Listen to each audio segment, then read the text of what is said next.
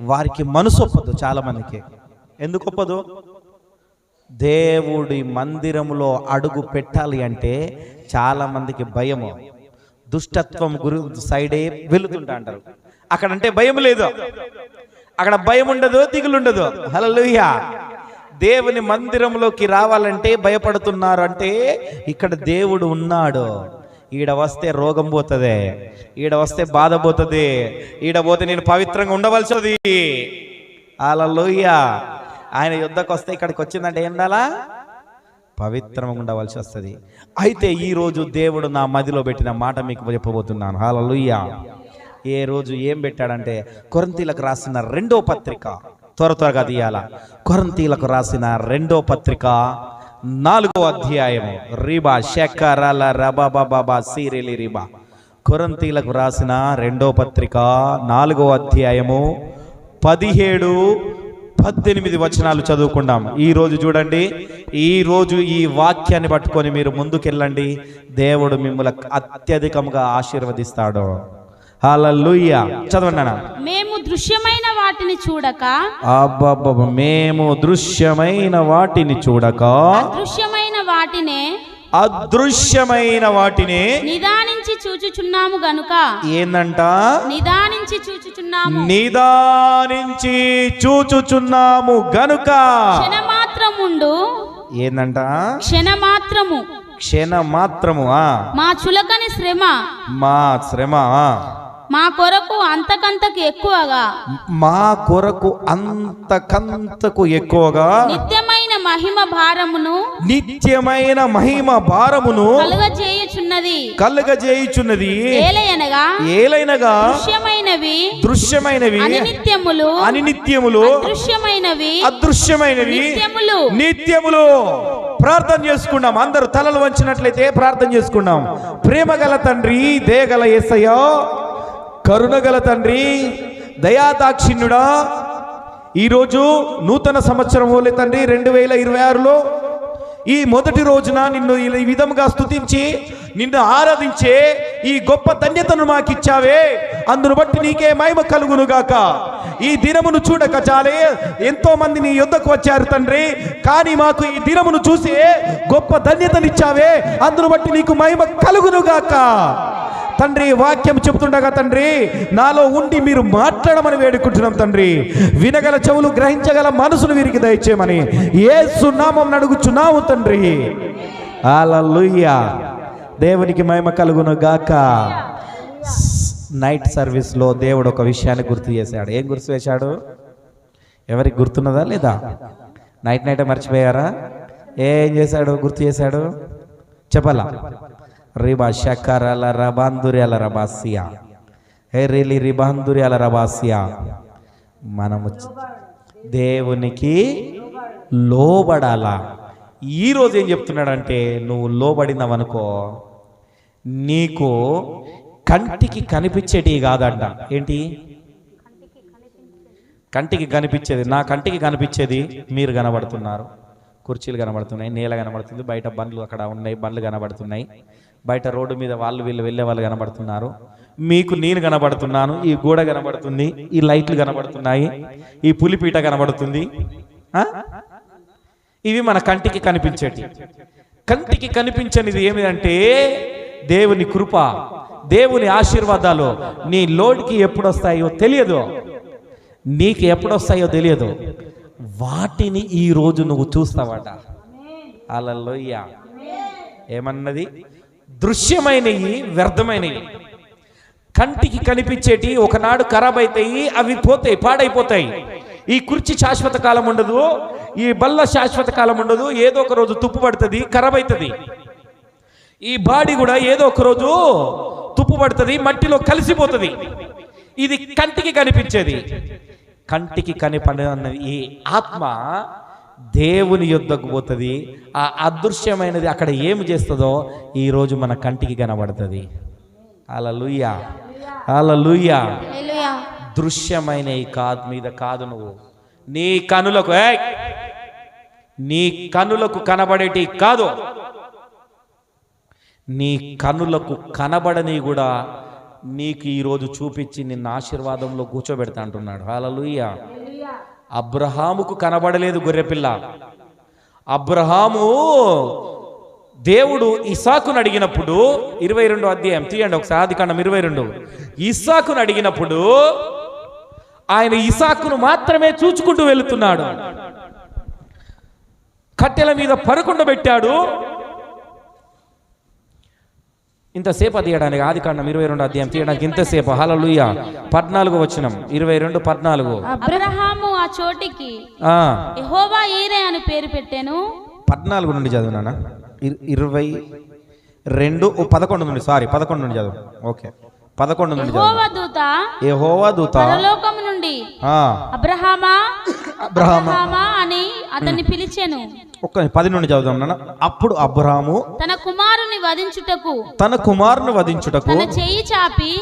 చెయ్యి చాపి కత్తి పట్టుకొనగా. ఇక చూడండి, గుర్తుపెట్టుకోండి, అబ్రహామును కుమారుణ్ణి కావాలని అడిగాడు. అన్న మాట్లాడకు, సైలెంట్గా ఉండండి. ఏమడిగాడు? కుమారుడు కావాలని అడిగాడు. కుమారుణ్ణి తీసుకొచ్చేసిండు. ఆయన కంటికి కనబడేది, అబ్రహాం కంటికి కనబడేది కుమారుడే కనబడుతున్నాడు. కుమారుడు కనబడగానే, గుర్తుపెట్టుకోండి, కుమారుడు కనబడగానే ఆ పక్కనున్న కత్తిని చెయ్యి చాపిండి. ఇట్లా పక్కన ఉంటుంది, కత్తిని పట్టుకునే ఉన్నాడు కదా. అందరు ఎత్తినట్టు అంటారు, ఎత్తినట్టు అక్కడ ఉండలే, చెయ్యి చాపినట్టుంది. ఏమన్నది? చెయ్యి చాపగా ఇక్కడ ఉంది కత్తి. చెయ్యి చాపి కత్తిని తీసుకున్నాడు. తీసుకోగానే ఏందంట? 11వ వచనంలో ఏమున్నది? యెహోవా దూత పరలోకము నుండి అబ్రహామా అని పిలిచి అందుకతడు చిత్తము ప్రభువా చదువు. అప్పుడు ఆయన ఆ చిన్నవాని మీద చేయి వేయకుము, అతన్నేమీ చేయకుము, నీకు ఒక్కడనై ఉన్న నీ కుమారుని నాకియ్య వెనుదిరగలేదు గనుక నీవు దేవునికి భయపడు వాడవని ఇందువలన నాకు కనబడుచున్నదనెను. అప్పుడు అబ్రహాము కనులెత్తి చూడగా, గుర్తుపెట్టుకోండి, అప్పుడు అబ్రహాము కనులెత్తి చూడగా కొమ్ములు తగులుకొని ఉన్న ఒక పొట్టేలు వెనుక తట్టున కనబడెను. హల్లెలూయా. కన్నులెత్తి చూడగా. ఇన్నాళ్ళు మనము కన్నులెత్తి చూడట్లేదు. ఏం చూడట్లేదు? కన్నులెత్తి చూడటం లేదు. దేవునికి కావాలనుకున్నది మనం ఇవ్వడానికి సిద్ధపడుతున్నాము. అబ్రహాములాగా లేక వృద్ధాపమందో ఏకైక కుమారుణ్ణి ఇచ్చింది నీవే. లేక వృద్ధాపమందో ఏకైక కుమారుణ్ణి ఇచ్చింది నీవే. ఇచ్చిన నీవే బలి కోరగా, ఇచ్చిన నీవే బలి కోరగా, తెచ్చి నీకు అర్పించిన అబ్రహాంలా నేనేమైనా ప్రభువా నిన్నే స్తుతిస్తాను. నాకేమున్నా ప్రభువా నీకర్పిస్తాను. హల్లెలూయా.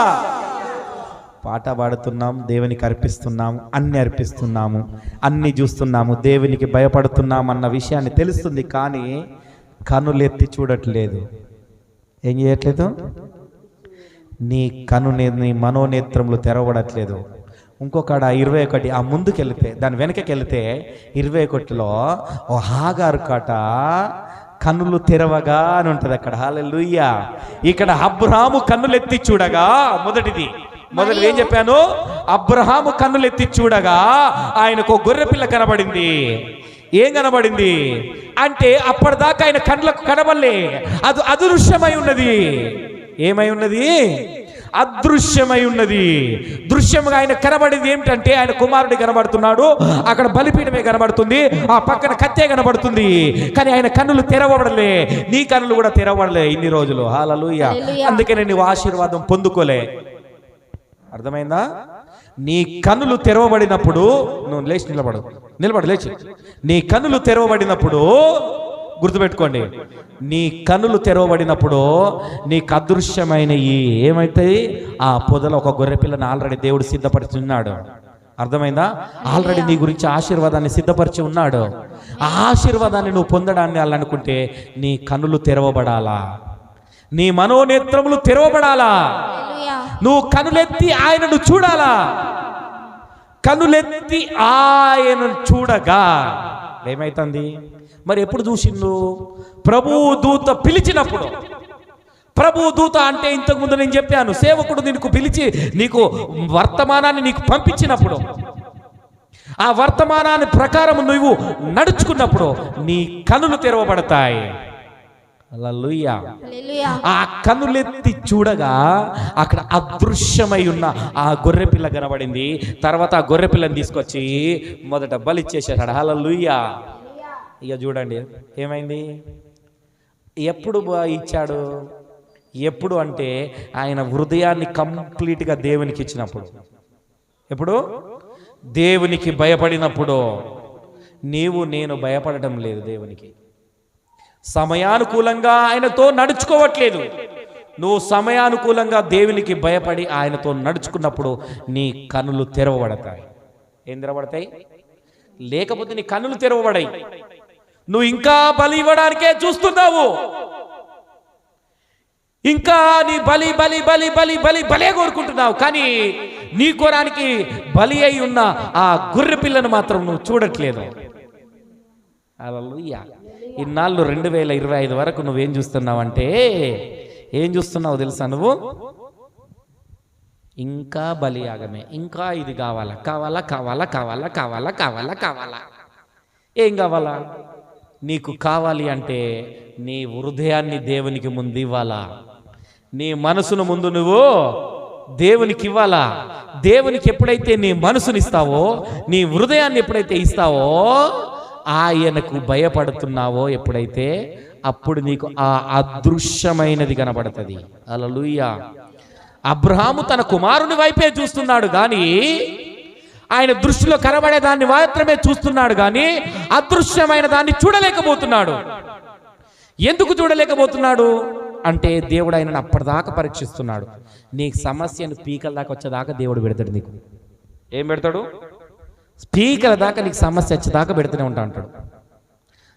సమస్య నీ పీకల దాకా వచ్చేదాకా నీకు పెట్టేసి ఏం చేస్తాడంటే, ఆ పీకల దాకా వచ్చినప్పుడు నువ్వు ఆయనను స్తుతిస్తున్నావంటే అప్పుడు మాత్రమే దేవుడు దానికి పరిష్కారం ఇస్తాడు.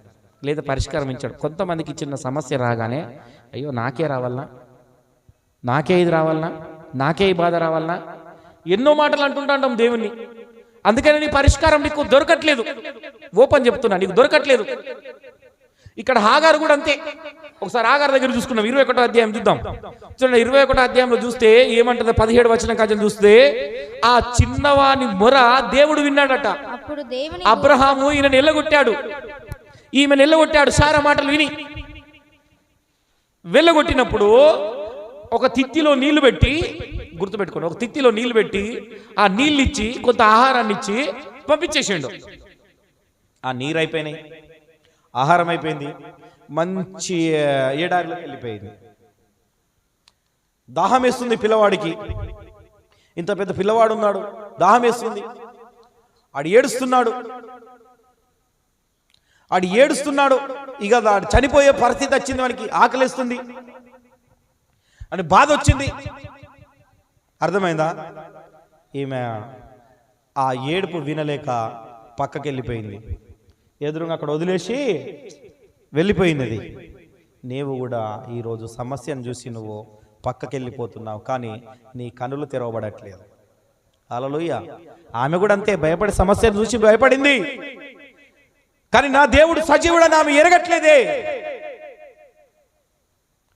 కానీ ఆ పిల్లవాడి మొర దేవుడు విన్నాడట. హల్లెలూయా. హల్లెలూయా. ఎవరి మాట విన్నాడు? అందుకనే మనము పిల్లల వలె ఉండాలంట. చిన్న పిల్లల మనస్తత్వం కలిగి ఉండాలి మనం. హల్లెలూయా. అపోస్తలుడైన పౌలు అంటాడు, చిన్న పిల్లల వలె మనస్తత్వం కలిగి ఉండాలి మనం దేవుని యొద్దగా. అయితే వెళ్ళినప్పుడు దేవదూత ఆ మొర విని ఈమె కన్నులు తెరిచింది. 19 వచ్చిన ఒకసారి చదవండి. 21:19. మరియు దేవుడు ఆమె కన్నులు తెరిచినందున ఆమె నీళ్ల ఊట చూచి ఏందట? ఆమె నీళ్ల ఊట చూసి వెళ్ళి ఆ తిత్తిని నీళ్లతో నింపి హల్లెలూయా చప్పట్లు కొడదామా? చిన్నవానికి త్రాగనిచ్చాను. హల్లెలూయా. ఆమె కన్నులెత్తి ఏందంట? చూడాలా? నీ కన్నులతో నువ్వు చూడలేకపోతున్నావు, నీవు దేవుణ్ణి చూడలేకపోతున్నావు. ఏం చేస్తున్నావు? అస్సలే నువ్వు చెప్తున్నావు. కన్నులు తెరిచి, గుర్తుపెట్టుకో, నీవు కన్నులు తెరవాలి అంటే ఆత్మీయతమైన కన్నులు నీలో తెరవాలా. నువ్వు 2025లో నువ్వు ఆశీర్వదించబడలేదు అంటే నీలో ఆత్మీయమైన కన్నులు ఇంకా తెరవబడలే. నీలో ఆత్మీయ కన్నులు తెరవబడినప్పుడు నీటి ఊటను చూస్తావు. ఉబికిపోతుందట. ఇప్పటికీ అక్కడ వస్తుంది అరబిక్లో ఊట. ఆ ఊటలో నీళ్లు తీసుకొస్తుండ అంటారు తెలుసా? ఇప్పటికీ ఆ ఊట నీళ్లు వస్తూనే ఉంటాంటది. సో చాలా స్వచ్ఛమైన వాటర్ అట. హల్లెలూయా. అర్థమైందా? ఇప్పటికి తీసుకొచ్చుకుంటా అంటారు మన సహోదరులు. దాన్ని అక్కడికి వెళ్ళినప్పుడు చాలామంది తీసుకొస్తుంటారు. తీసుకురావడానికి చాలా కాస్ట్లీ ఖర్చు అవుతుంది ఆ వాటర్ పట్టుకురావడానికి కూడా, తెలుసా? ఆ ఊట ఉన్నది. ఆమె కనులు తెరవగా నీలో ఈ 2025 సంవత్సరంలో ఎన్ని సమస్యలతోనైతే నువ్వు బాధపడ్డావో, ఎన్ని ఇరుకులతో నీవు బాధపడ్డావో, నీ బంధుమిత్రులతో బాధపడ్డావా, నీ కుటుంబీకులతో బాధపడుతున్నావా, నీ అత్తమామలతో బాధపడుతున్నావా, నీ తల్లిదండ్రులతో బాధపడుతున్నావా, లేకపోతే నీ చుట్టుపక్కన వారితో బాధపడ్డావా, ఆ అన్ని బాధల నుండి తప్పించేవాడు ఆయన ఉన్నాడు. ఆయన తప్పించాలంటే నీ కనులు తెరవబడాలి. నీ కనులు తెరవబడాలంటే నీవు ఆయనకు భయపడాలా.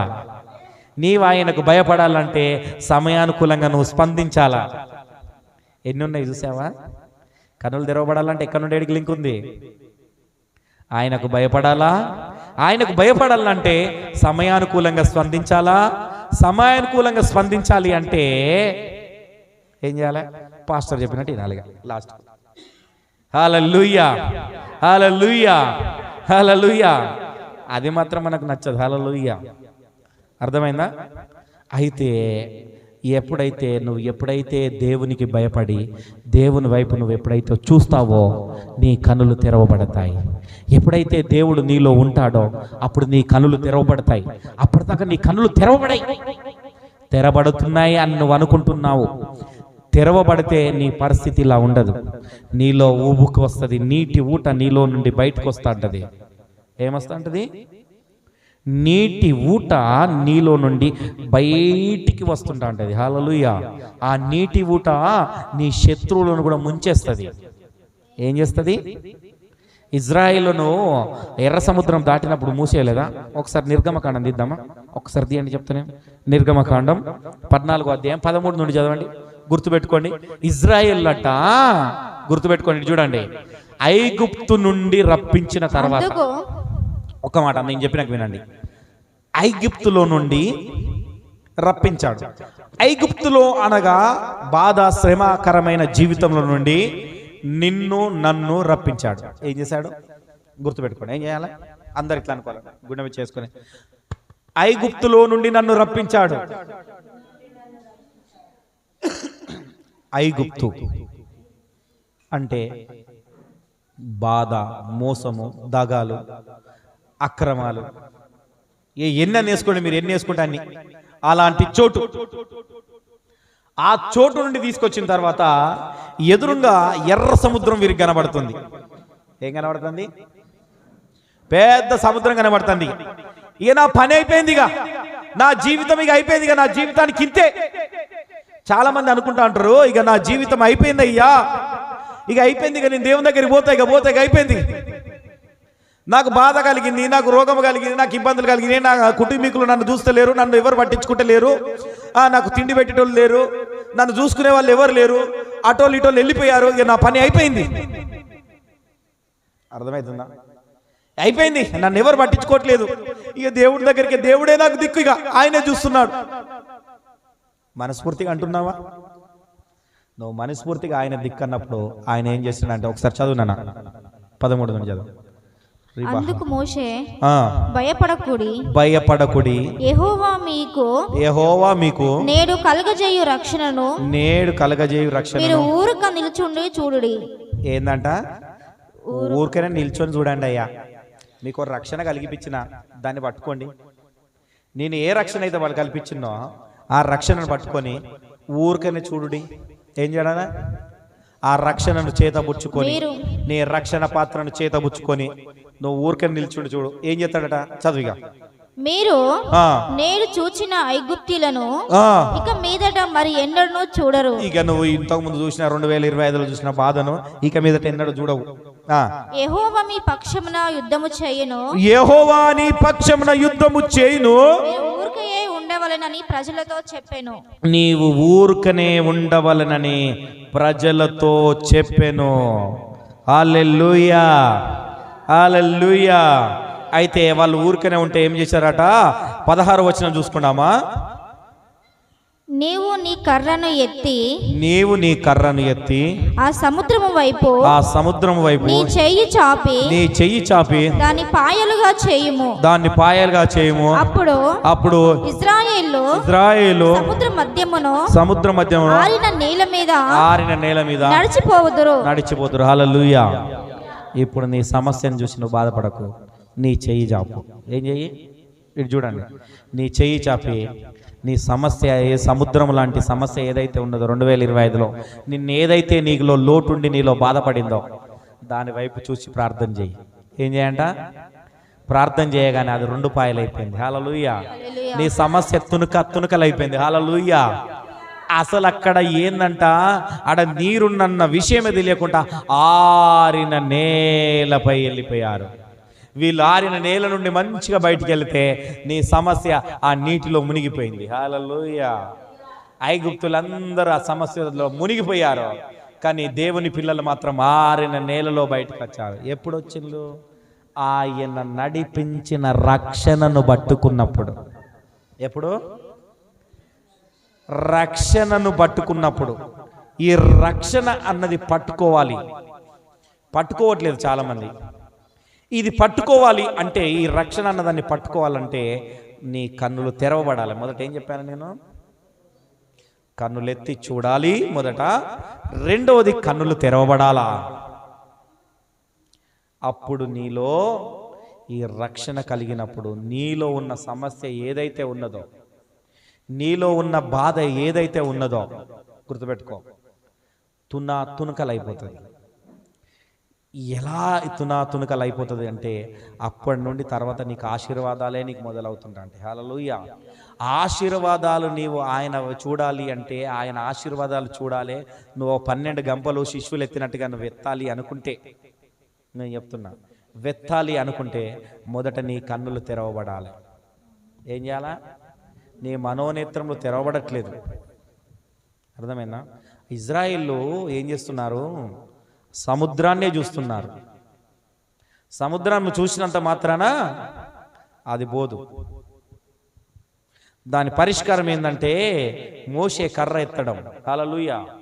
నీ పరిష్కారం ఏంటంటే నీవు మోకరించి చేతులు ఎత్తడం. అర్థమైందా? నీ పరిష్కారం ఏంటి? మోకరించి చేతులు ఎత్తినప్పుడు నీ సమస్య పోతుంది. వాళ్ళు కర్రెత్తినప్పుడు వారి సమస్య పోయింది. నీవు చెయ్యి ఎత్తినప్పుడు నీ సమస్య పోతుంది. హల్లెలూయా, హల్లెలూయా. 5 రొట్టెలు 2 చేపలు 5,000 మందికి పెట్టగా ఇంకా 12 గంపలు మిగిలినాయే. ఆ 12 గంపలు మిగలడానికి గల కారణం ఏమిటి? దేవునికి కృతజ్ఞతాస్తుతులు చెల్లించడం. యేసుక్రీస్తు వారు అవిటిని పట్టుకొని కృతజ్ఞతాస్తుతులు చెల్లించాడు. ఏలియాకు చెప్పాడు, 1 రాజులు 17వ అధ్యాయంలో, సారెపాతు విధవరాలు నిన్ను పోషిస్తుంది పో అన్నాడు. హల్లెలూయా. ఆ విషయాన్ని మొదటనే ఆ సారెపాతు విధవరాలు కూడా చెప్పాడు. నేను ఆమెకు చెప్పానని చెప్తున్నాడు, నిన్ను పోషించడానికి. అయ్యో, ఆమె ఏమీ లేదయ్యా, ఏమి లేదు, ఏమీ లేదు. ఆమె దగ్గర ఏమీ లేదు. ఉందా? ఏమి లేదు. 9వ వచనం ఉంటుంది, ఏమి లేదు.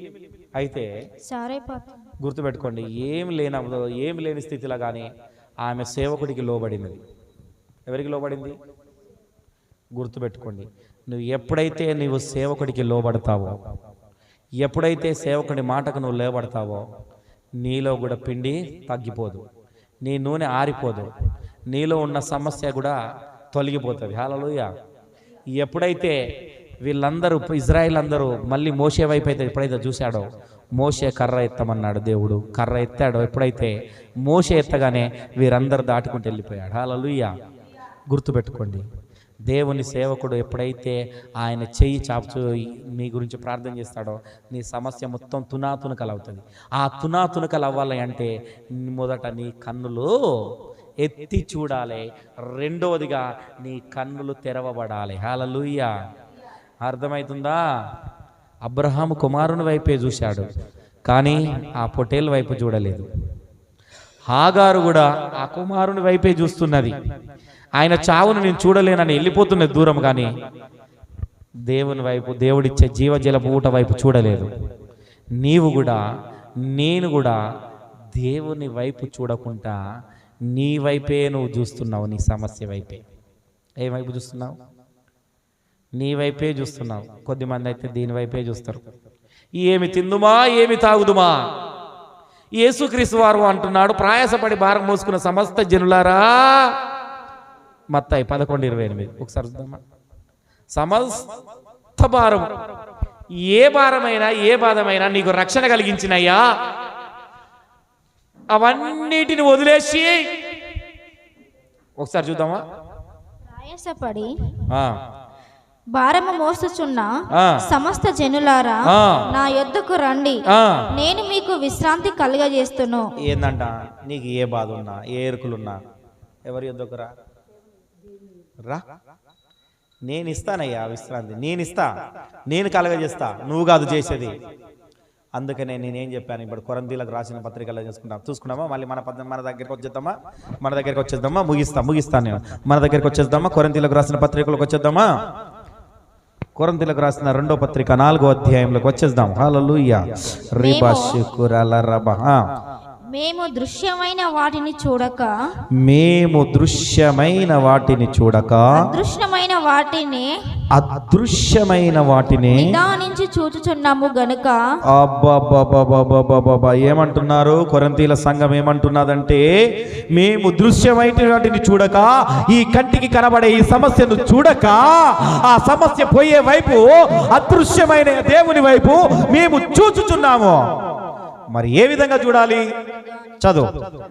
ఏ విధంగా చూడాలంట? క్షణమాత్రము మా చులకని శ్రమ మా కొరకు అంతకంటే ఎక్కువగా క్షణము ఎక్కువైతున్నది శ్రమ. క్షణము బాధలు పెరుగుతున్నాయి, దినదినము బాధలు పెరుగుతూనే ఉన్నాయి, దినదినము కష్టాలు పెరుగుతూనే ఉన్నాయి. ఇంకా ఇంకా ఇంకా ఇంకా ఇంకా మోయలేని బాధ, మోయలేని బరువు నీ తలమైన ఉంటూనే ఉన్నది. అర్థమవుతుందా? నీవు 10 కిలోలు మోస్తావు అనుకున్నావు, 20 కిలోల బరువు వచ్చేసింది. 20 కిలోలు మోస్తున్నావు, 30 కిలోలు వచ్చింది. 30 కిలోలు మోస్తున్నావు, 50 కిలోలు వచ్చింది. మోయలేకపోతున్నావు, అయినా మోస్తున్నావు. ఇంకా ఇంకా ఇంకా ఇంకా నీ నడుము వంగిపోతుందట. క్షణక్షణము. హల్లెలూయా. క్షణక్షణము నీకు బాధ పెరిగే పోతుంది. 2025లో క్షణక్షణము నీకు బాధ పెరిగి పెరిగి పెరిగి పెరిగి పెరిగి పెద్దగైపోయింది. రైట్, పెద్దగైతే, కానీ దాని వైపు చూడద్దా. అది నీ కంటికి కనబడుతున్న శ్రమ, నీ కంటికి కనబడుతున్న క్రియ, దాని వైపు చూడక వాళ్ళు ఏ వైపు చూస్తున్నారట? అదృశ్యమైనది, నీ కంటికి కనబడని దేవుని వైపు వారు కనులెత్తి చూస్తున్నారు. అటు సైడే. హల్లెలూయా. చూసినప్పుడు అది పొందుకుంటున్నారు. అదే 18వ వచనాలు అంటున్నారు ఏంటంటే, ఈ కంటికి కనబడేది వ్యర్థము. ఏందట? అది నిత్యమైనది కాదు. ఈ రంగు వైభవాలు కనబడేటి ఇవి నిత్యమైనవి కాదు, ఇవి శాశ్వతమైనవి కాదు. కొంతమందికి రంగులు ఉంటుంది, రంగులు కనబడుతున్నారు. నిలబడు. రంగులు కనబడు. నిన్నే రంగులు కనబడుతుంటా అంటే అర్థమైందా? అదే చూసి ఇదే నా ప్రపంచం అనుకుంటాను. హల్లెలూయా.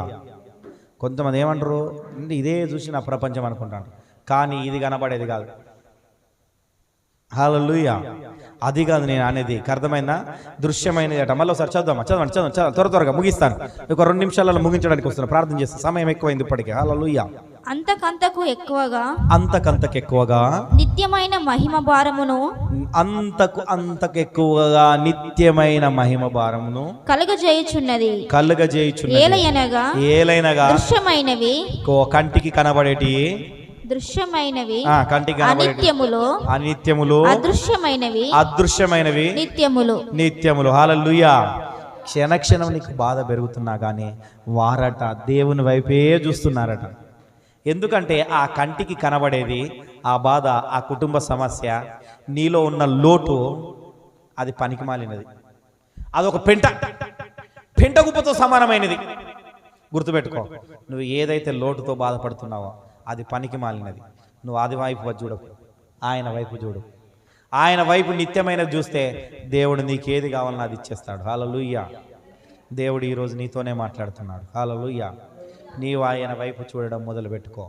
నీవు చూడట్లేదు ఆయన, నీకు క్షణక్షణము రోజులు గడుతుంటా అంటే భారమవుతుంది. భారము నీలో పెరిగిపోతుంది. కానీ దానికి సమాధానం ఈరోజు మాట్లాడుతున్నాడు దేవుడు. హల్లెలూయా. అందరి కంటికి కనబడుతుంది, అయ్యో ఇంకా ఇలాంటిదా, ఇంకా జరగలేదా కార్యము నీ జీవితంలో, నీ కుటుంబంలో ఇంకా కార్యం జరగలేదా, ఇంకా నువ్వు బాధలో ఉన్నావా? వారు అంటున్నారే, ఆ అంటున్న కొద్దీ నువ్వు దేవుని స్తుతించడం మొదలుపెట్టు. హల్లెలూయా. నిన్ను హింసించిన కొద్దీ నువ్వు దేవుని స్తుతించడం మొదలుపెట్టు. కొరింథీలకు అదే రాస్తున్నాడు. అవి కనబడేటి, కంటికి కనబడేటి, అవి తాత్కాలికమైనవి. నిన్ను ఎంత గుచ్చి నిన్ను అందరూ 10 మంది నిన్ను హింసించిన, అది తాత్కాలికమైనది. అది నిత్యమైనది కాదు. నిత్యమైనది కనబడదు. ఆ నిత్యమైన నివాసం వైపు నువ్వు చూడు. చూసినప్పుడు నీకు ఇక్కడ ఏది నిత్యంగా కావాలనో ఆయన అది నీకు అనుగ్రహిస్తాడు. హల్లెలూయా. ఈ కాంచెలు మనము అదృశ్యమైన వాటిని చూడాలి. దృశ్యమైనవి చూడకుండా అదృశ్యమైన వాటిని ఎప్పుడైతే మనం చూస్తామో అప్పుడే నువ్వు ఆశీర్వదించబడతావు, అప్పుడే నీవు దీవించబడతావు, అప్పుడే నీవు లేవనెత్తబడతావు. హల్లెలూయా. ఈ నూతన సంవత్సరంలో నీకు 2025లో జరిగిన వాటి వైపు చూడకుండా 2026లో నువ్వు అడుగుపెట్టినప్పుడు ఆయన వైపు చూడడం మొదలు పెడితే నీవు ఏదైతే కోల్పోయావో, మళ్ళీ చెప్తున్నా వినండి, నువ్వు ఏదైతే కోల్పోయావో అది దేవుడు నీకు అనుగ్రహించబోతున్నాడు. హల్లెలూయా. నీవు కోల్పోయిన దాన్ని అంతా దేవుడు నీకు రెట్టింపులతో, ఆశీర్వాదాలతో నీకు ఇయ్యబోతున్నాడు. దాన్ని నువ్వు నమ్మిన వాడైతే గట్టిగా హల్లెలూయా చెప్పు. హల్లెలూయా, హల్లెలూయా. దేవుడు ఈరోజు చెప్తున్నాడు, నీ కంటికి కనబడేది చూడకయ్యా. నీ కంటికి కనబడేదంతా వ్యర్థమే. నీవు నా వైపు చూడు. కంటికి కనబడకుండా ఉన్నదా నా వైపు చూసినవనుకో, నీకు అదృశ్యమైనది నీకు ఇచ్చేస్తా. నీకేది కావాలనో ఇచ్చేస్తా. నీకు బండి కావాలనా, నీకు ఇల్లు కావాలనా, నీకు కుమారుడు కావాలా, నీకు కుమార్తె కావాలా, నీ బంధుమిత్రులు మారాలా, నీకేది కావాలి అది నీకు కనబడదు. కానీ నేను దయచేస్తా, నేను అనుగ్రహిస్తా, నేను ఇస్తా. కనుక నీవు నాకు భయపడి, ఎందుకలా ఏమన్నాడు అబ్రహాంను, ఏమన్నాడు? నీవు దేవునికి భయపడుతున్నావు గనుక, గుర్తుపెట్టుకో, మొదట దేవునికి భయపడినప్పుడే దేవుడు అక్కడ అదృశ్యమైన గొర్రెపిల్లని చూపించాడు. దేవునికి భయపడకపోతే ఆ గొర్రెపిల్ల ఆయన చూడకపో. నీవు భయపడకపోతే నీలో ఆశీర్వాదం చూడవు. నీవు దేవుని వైపు తిరగకపోతే నీలో ఆశీర్వాద దీవెనలు అసలే చూడవు. ఈ కాంచెలో నువ్వు దేవునికి భయపడితే దేవుడిని ఆశీర్వాదాలు నీవు చూస్తావు. నువ్వు దేవుణ్ణి ఎక్కువగా ప్రేమిస్తే, దేవుని యందు నువ్వు ఎక్కువగా గడిపితే అప్పుడు నువ్వు దేవుని ఆశీర్వాదాలు నువ్వు దూడుస్తావు. లేదంటే నువ్వు చూడవు దేవుని ఆశీర్వాదాలు. ఇది ఖచ్చితంగా గుర్తుపెట్టుకో. ఈ 2026లో నేను చెప్తున్నది ఏంటంటే, నీవు దేవుణ్ణి ఎంతగా ప్రేమిస్తావో, దేవుని మందిరాన్ని నువ్వు ఎంతగా ప్రేమిస్తావో, దేవునితో ఎంతగా నువ్వు సన్నిహితంగా కలిసి ఉంటావో అప్పుడు మాత్రమే నువ్వు ఆశీర్వాదాలు చూడగలుగుతావు. లేదంటే నువ్వు ఆశీర్వాదాలు చూడవు. నువ్వేందంటే ఈ దృశ్యమైనవి చూస్తావు, అదృశ్యమైనవి అసలు చూడవు. నీ ఎప్పటి చిప్ప ఎనుగుల లాగానే ఉంటుంది. గుర్తుపెట్టుకోండి. అర్థమైందా? నీ ఎక్కడేసిన గొంగలి అక్కడనే ఉంటుంది. నీ గొంగలి అసలే పోదు. హల్లెలూయా. నీవు దేవుని వైపు ఎప్పుడైతే దేవునికి భయపడి దేవుని వైపు చూస్తే నీ కనులు తెరవబడతాయి. అప్పుడు నువ్వు అదృశ్యమైన దాన్ని చూడగలుగుతావు. అప్పుడు నువ్వు ఆశీర్వదించగలుగుతావు. అప్పుడు నువ్వు సంతోషించగలుగుతావు. హల్లెలూయా. అప్పుడు నువ్వు అంటావు చూచుచున్న దేవుడు అని. అప్పుడు నీవు కూడా పేరు పెట్టగలుగుతావు. హల్లెలూయా. యెహోవా ఈరే అని నువ్వు పేరు పెట్టలేకపోతున్నావంటే నీవు ఆయన వైపు చూడట్లేదు. అర్థమవుతుందా? కనుక ఈ 2026లో ఆయనకు భయపడి ఆయన వైపు మనం చూద్దాం. ఏం చేద్దాం? మనము ఆయనకు భయపడి ఆయన వైపు చూద్దాం. ప్రార్థన చేసుకుందాం. మోకరించగలిగిన వారు మోకరించండి, మోకరించలేని వాళ్ళు నిలబడండి. ఆయనకు భయపడదాము, దేవునికి భయపడదాం. హల్లెలూయా.